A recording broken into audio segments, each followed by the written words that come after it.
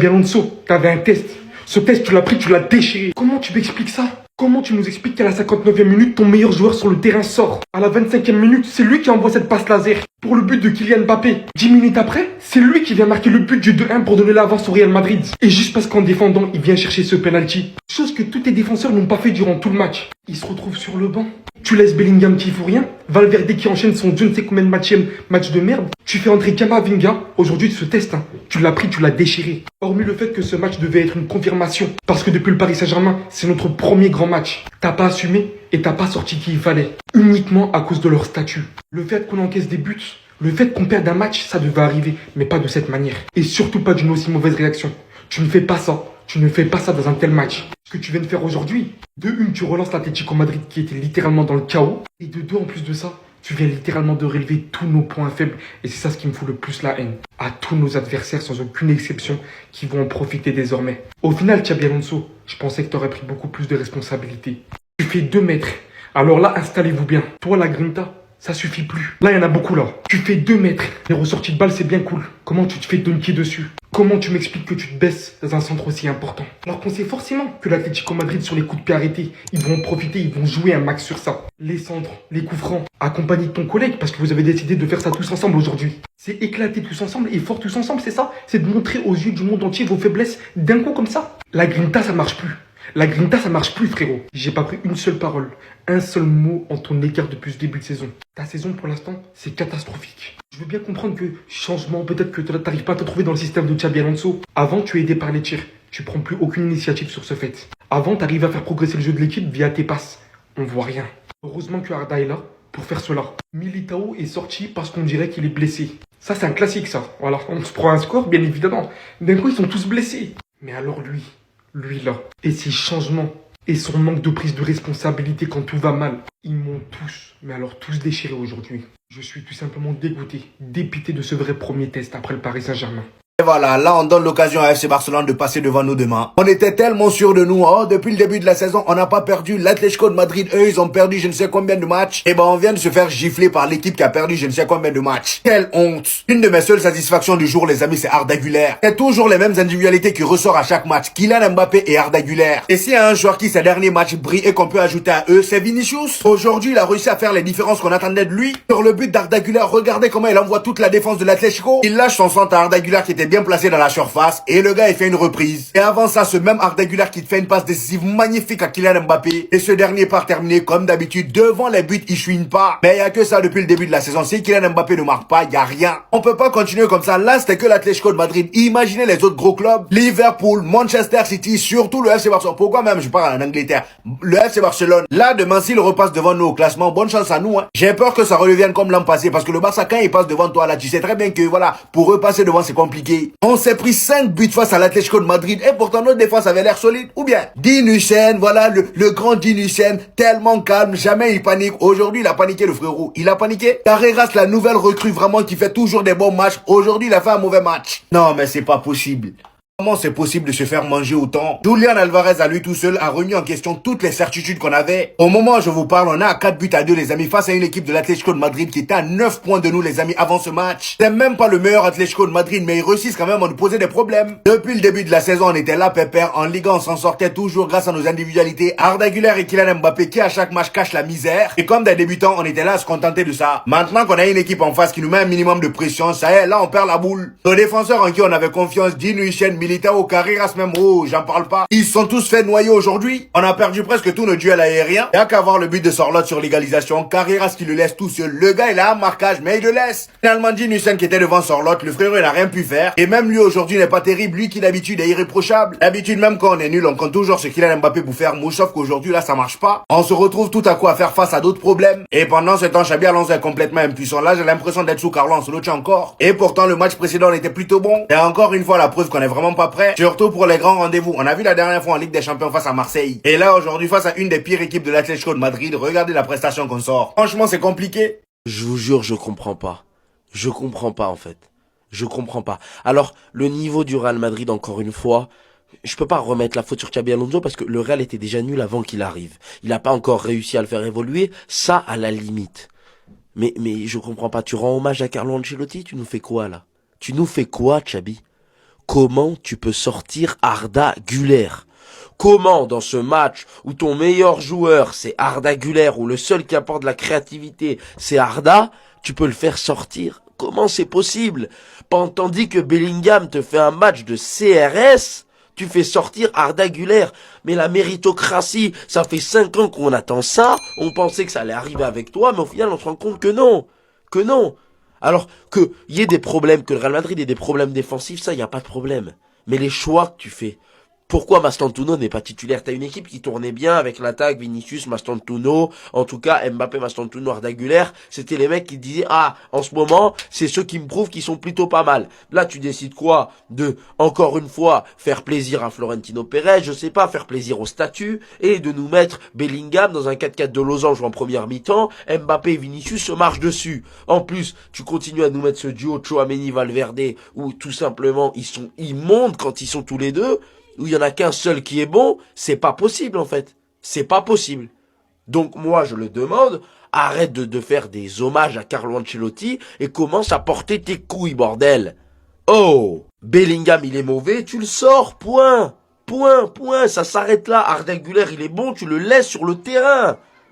Elle va se terminer quand cette saison 2024-2025? On est en 2026 bientôt et je vois les mêmes matchs depuis 1 an et demi. Les mêmes changements bizarres, les mêmes changements tactiques incohérents, les mêmes matchs où tu te fais manger dès que tu affrontes une équipe potable. Mais quand est-ce que ça va s'arrêter? Le match c'est une honte totale. Tu te prends des buts, mais... Le niveau défensif de cette équipe du Real, on a recruté 3 défenseurs, on pue toujours la merde. Mais comment c'est possible? À un moment donné, il y a des choses, des bases du football que ces joueurs ne comprennent pas, je crois. Carreras, le mec, il voit Sorloth passer, et il est là, on le sauce depuis 10 matchs, il fait des putains de bons matchs, il arrive contre un adversaire potable, il regarde Sorloth, oh bah non, bah tant mieux, hein. C'est vrai qu'il est pas bon de la tête, Sorloth. Ah ouais, c'est vrai. Bah ouais, c'est sûr. Il y a quoi d'autre? Tchouaméni, le mec, il se prend pour une échelle. Donc, c'est-à-dire, le Normand, il met son coude dessus, il se dit même pas, allez, je vais peut-être jouer la faute. Peut-être que ça va passer, non, je sais pas. Bah non. Courtois, on se prend un but, je vais même pas parler de Courtois. Le niveau de cette équipe, c'est catastrophique. C'est catastrophique. Et en plus, quand t'as un mec qui rend hommage à Ancelotti pendant le match, mais pourquoi tu sors Arda Güler? Mais je comprends pas. J'ai l'impression de voir les mêmes matchs. On me dit qu'il y a des choses qui ont changé, bah je trouve pas. Résultat, tout ce que j'avais dit, tout ce que machin, là, quand on va affronter une vraie équipe, ça va être compliqué. Et je comptais même pas l'Atlético vu leur début de saison de merde. Et bah non, on leur passe quand même 3 points. Le Barça va nous dépasser. Et encore une fois, le Real se fait tarter par une équipe potable. Une équipe qui, je le rappelle, fait le pire début de saison de son histoire.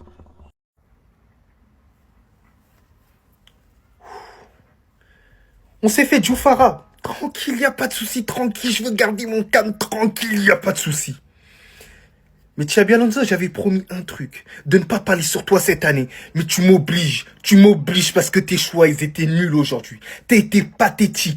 Comment c'est humainement possible de faire sortir Arda Güler après le match qu'il nous a fait? Une passe décisive sur Kylian Mbappé et un but. Il est impliqué sur tous les buts. Au début de la saison, il était en train de nous dire c'est le plus méritant qui restera sur le terrain. Le plus méritant de quoi? Le plus méritant sur le terrain, c'était Arda Güler. T'avais peur de faire sortir Bellingham. T'avais peur, t'as joué avec la peur. Quand on te dit que Valverde et Tchouaméni, ça ne sert à rien. Et pour ceux qui me diront Valverde, il a juste la foi. Il se donne à fond sur le terrain. C'est pas un argument valable. Vous êtes juste là en train de parler avec les sentiments. On ne dit pas que c'est de la faute de Valverde.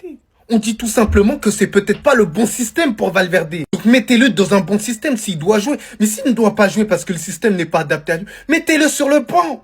On n'encourage pas le Real Madrid, on encourage un club. C'est parce qu'on aime le club. Comment c'est possible que des joueurs comme Vinicius, des joueurs comme Kylian Mbappé n'ont pas été alimentés, n'ont pas été assez aidés. Nos attaques, elles sont prévisibles. C'est la même chose à chaque fois. Comment c'est possible, Xabi Alonso, que depuis le début de la saison, on est sur du 4-3-3. Et comme de par hasard, dans un derby, tu décides de tout changer en 4-4-2 pour intégrer Jude Bellingham, qui revient de blessure. Tu le mets titulaire dans un match comme ça? Et tu ne fais même pas le changement par la suite. Tu préfères faire sortir un joueur qui t'a toujours donné raison depuis le début de la saison, Arda Güler. Mais je comprends pas. Mais qu'est-ce qui se passe cet été pour l'Atlético de Madrid ou quoi? Arrive individuellement sur les joueurs. Voilà, c'est tout. Une devinette, vous les reconnaissez pas ce soir face à l'Atlético? Ou peut-être que comme ça passe mieux, la performance de Carrera ce soir. Donc c'était soi-disant lui, l'héritier légitime à pouvoir défier Lamine Yamal. 1 contre 1. Bande de fous. Donc quand ça commence à être un peu chaud, rien que dans un derby de Madrid, tu commences à paniquer. Mais viens pas au Classico, mec. Viens pas au Classico, tu vas prendre bouillon. Performance cataclysmique. Si on peut qualifier ça d'autre chose, je vous laisse mettre ça en commentaire, mais il a été nul. Giuliano, ce qu'il t'a fait aujourd'hui, oh là là là là. Mais Giuliano, c'est que 5% de la Yamal, mec. Le coup franc de Julian Alvarez. Ça fait combien de temps qu'on n'avait pas vu de tireur de coup franc en Liga? Là, il est sur une série de combien de coups francs, là, actuellement? Je sais pas. Il en a mis beaucoup. Et quand tu reproduis ça plusieurs fois, c'est plus de la chance, hein. Après, vous me direz que oui, en Argentine, il y a un certain Lionel Messi autour de lui. Je peux comprendre, oui. Ça vient de là, peut-être. Autant la première mi-temps, elle était assez équitable, mais la deuxième mi-temps de l'Atlético Madrid, déjà sur coup de pied arrêté, ils sont injouables, intenables. C'est une dinguerie. Comment ils prennent de haut les joueurs du Real. D'ailleurs, c'était pas les 4 fantastiques du Real Madrid défensivement, c'était les 4 petits cochons. Ils se sont fait tabasser. Et Griezmann qui vient mettre cette manita, dédicace au Barça, j'en suis sûr. T'as la critiqué, ouais, tu marques pas de but. Ah bah oui, il a ouvert son compteur de but contre vous, le Real. Vous ne rêvez pas! Le Real Madrid est de retour! C'est le retour du pressing! 5 buts! Manita! Retour!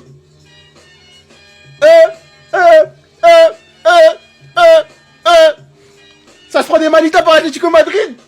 Ah! Maintenant on sait qui est le vrai Madrid! On le sait désormais, 5 bastos que vous avez pris là-bas! Mais, oh! Vous vous demandez pourquoi il a des lunettes de soleil? Le score m'éblouit.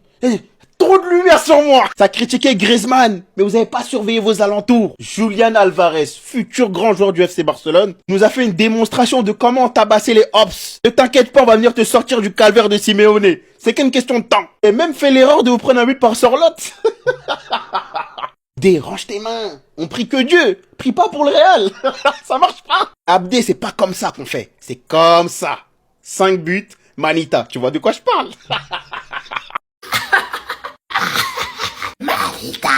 Manuda! Un score qui doit bien rappeler des souvenirs, n'est-ce pas les Madrilènes? Le Barça a l'occasion de reprendre la première place demain. Prolonge même ton président, souviens ton mandat de 15, de 20 ans. Si tu ramènes Alvarez, je me tais, t'as beau mentir surtout, je me tais. Alvarez doit venir au Barça. Je m'en fous, je m'en fous.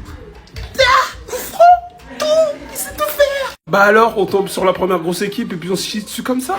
Et donc ça, le Chabi Ball, mais on va vous dévorer au Classico. Les espaces que vous laissez, on vous avait déjà prévenu pour les équipes faibles. Vous n'avez pas pu faire le 7 sur 7. Ce n'est pas donné à tout le monde. Ce n'est pas donné à tout le monde. Bisous. Dépucelé après 21 matchs sans marquer en Liga. Tu vois, toi là, monsieur Laporta. L'autre, il n'a pas fait le tocard.